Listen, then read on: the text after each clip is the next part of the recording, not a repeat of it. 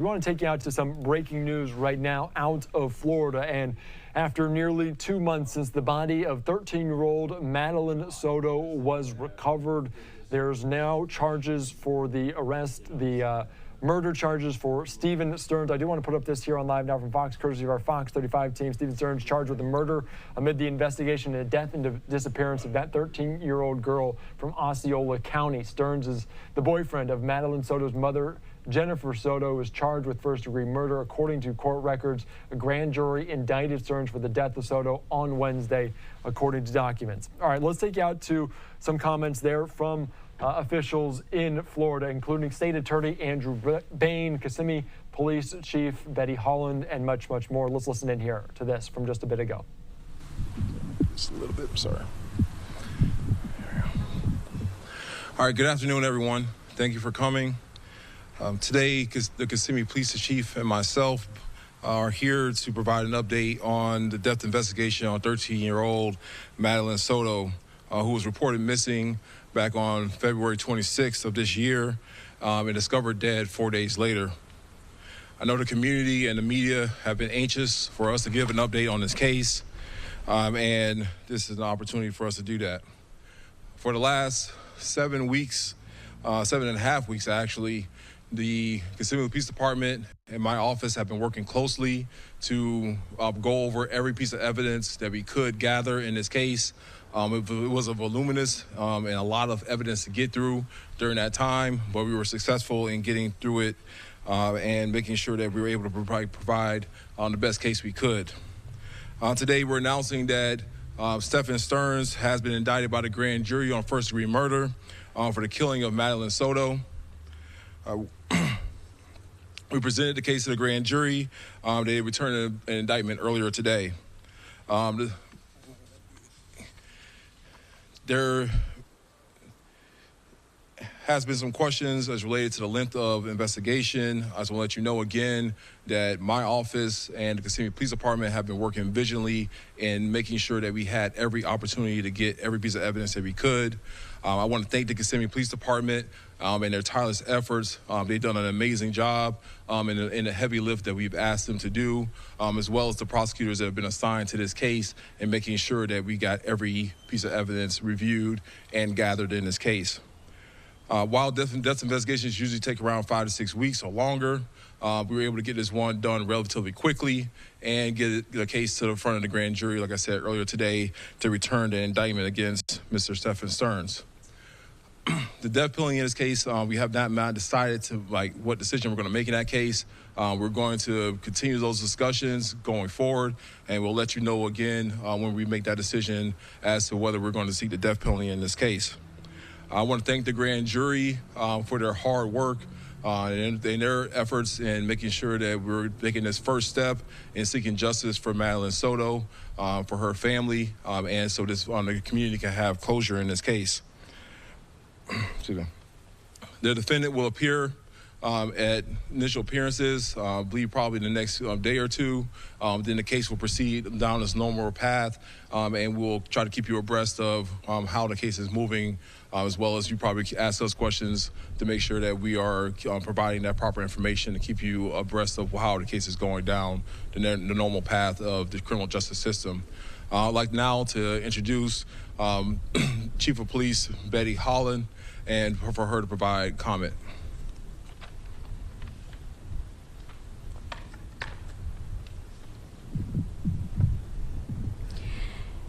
Thank you, State Attorney Mr. Bain.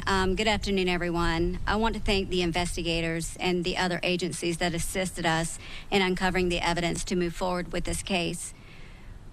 We know this case has gained significant public attention because Madeline had just celebrated her 13th birthday and was just a child. The evidence shows an individual that was entrusted to keep Madeline safe made calculated moves to dispose Madeline's belongings and place her body in a wooded area before she was ever reported missing. For the 4 days following her disappearance, the entire community was actively looking to find Madeline safe and alive. Tragically, on March 1st, Madeline's remains were found. Our detectives have worked tirelessly to piece together the events leading up to Madeline's disappearance and death. With the collaboration of the state's attorney's office, we prepared the case for the grand jury that was heard today. The grand jury determined that our department secured enough evidence to obtain a first-degree murder indictment. We appreciate each grand jury member for their careful consideration. We want to thank the diligent work of the state's attorney's office, the medical examiner's office, and our other law enforcement partners who assisted with this investigation. Your expertise and dedication were instrumental in uncovering the truth. The indictment signifies a crucial step forward in our quest for justice and a testament to our commitment to honoring Madeline's memory. We will now take questions.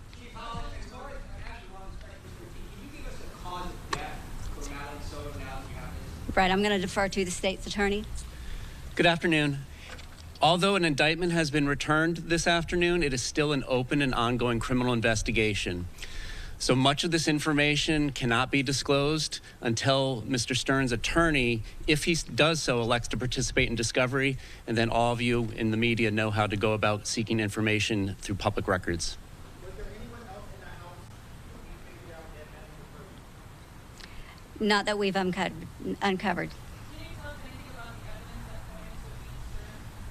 going to State attorney? Again, all questions about the facts of the case are not subject to disclosure because of public records laws at this time. Once his attorney participates in discovery, then you can make public records requests through your normal channels as you do in other cases. What is the status of the investigations in regards to the bullet? Something you can share about it? At this time, the only person being charged is Stephan Sterns. And again, this is not over. There is an ongoing investigation to uncover more evidence, and therefore we can't comment. There's going to be the same response on any question about the facts of the case.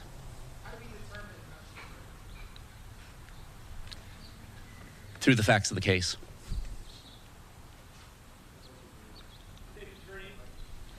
What factors have to be considered before you decide it's going to be a death penalty?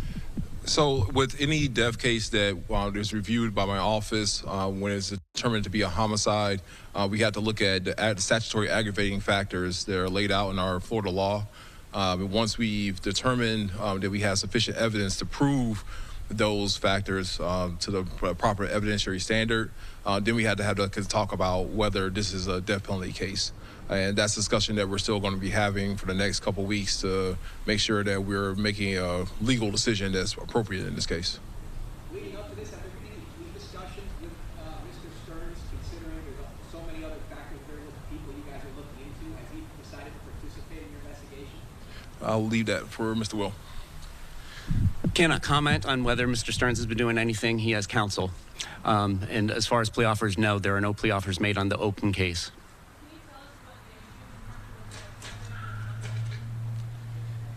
You can address that question with the indictment that should be on the clerk's website if it's not already.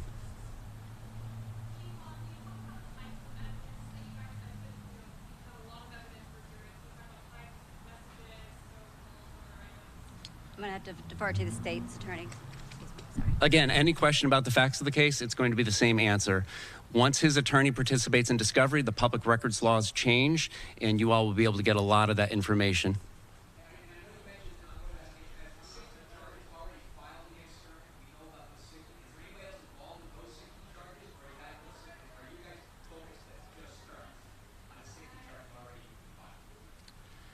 As far as the 60 counts that are already filed against Mr. Sterns, that is solely involving Mr. Sterns as a defendant. Not to those 60 charges. Oh, sorry. It's a family Family working with the working with the investigation. investigation. It's a family working with the investigation. It's an ongoing investigation. Can't comment on who's working with us. Okay.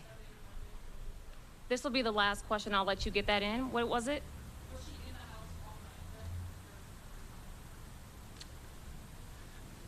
It's facts of the case. Can't comment on it.